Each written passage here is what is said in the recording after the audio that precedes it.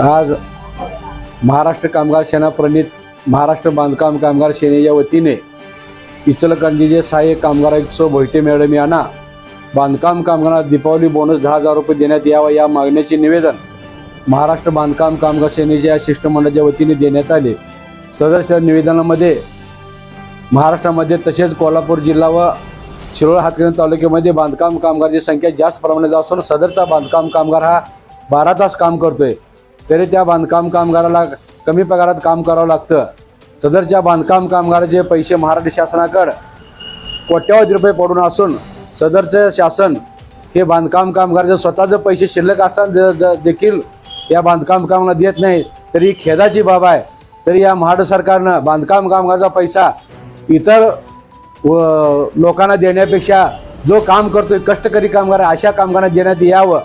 त्यामुळे आज आम्ही महाराष्ट्र बांधकाम कामगार सेनेच्या वतीनं निवेदन कामगार आयुक्त भोईटे मॅडम यांना देण्यात आले।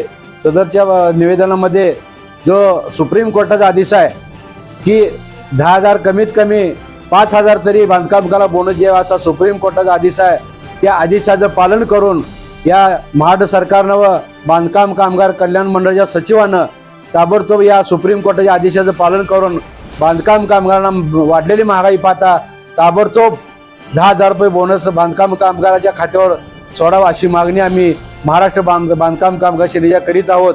या निवेदन देतेवेळी महाराष्ट्र बांधकाम कामगार सेनेचे जिल्हाध्यक्ष संस्थापक अध्यक्ष राजेंद्र निकम, जिल्हाध्यक्ष केंपन हलगेकर, जिल्हा उपाध्यक्ष इम्तियाज शेख, तालुका अध्यक्ष शशिकांत कांबळे, तालुका उपाध्यक्ष फिरोज शेख, महिला आघाडीच्या जिल्हाध्यक्ष बेगम नदाब, जिल्हा उपाध्यक्ष सलमा शेख, तालुका उपाध्यक्ष शाहीन खानापुरे, शहर अध्यक्ष सुवर्णा शिंदे, शहर उपाध्यक्ष प्रियंका पाटील यांच्यासह बांधकाम कामगार या निवेदन देतेवेळी मोठ्या संख्येने उपस्थित होते। जय हिंद, जय महाराष्ट्र।